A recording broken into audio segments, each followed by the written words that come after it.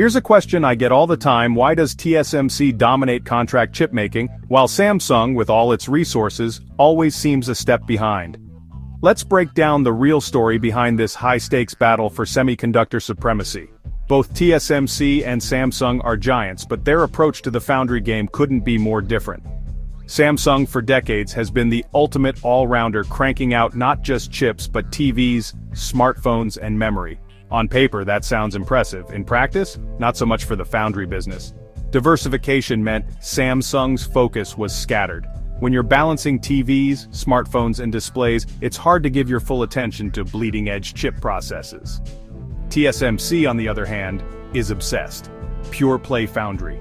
No internal product lines to compete with their customers. That's a big deal. When Apple or Nvidia comes calling, they know TSMC's loyalty is laser-focused on making their chips, not competing with them. And then there's technology. Over and over, TSMC has hit its marks: 5 nanometers, 3 nanometers, and now racing to 2 nanometers.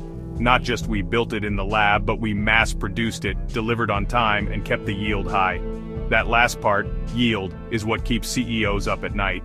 TSMC's consistency here is why Apple and Nvidia can trust their most advanced chips to them.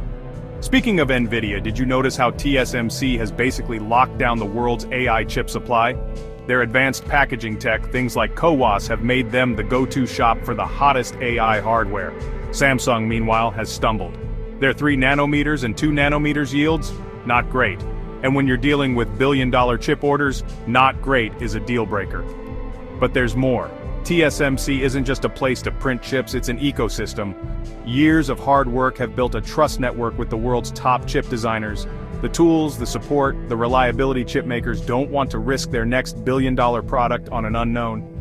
And finally, TSMC's strategy: they bet big and early on, expanding capacity. While others hesitated, TSMC doubled down, and now they've got the volume and the pricing power to show for it.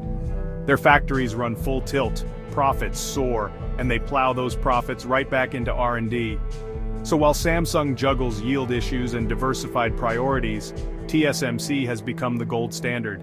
In the battle for semiconductor dominance, focus, trust, and relentless investment are what set the winner apart. If you want to understand the future of tech, keep your eye on TSMC. They're not just making chips, they're quietly shaping the entire digital world.